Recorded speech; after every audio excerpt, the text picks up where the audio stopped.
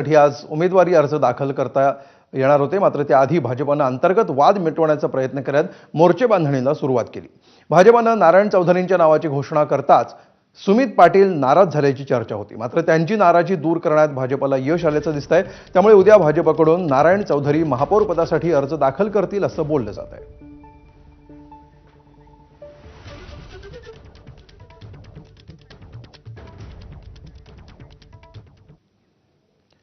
यानंतर एक रोखठोक बातमी।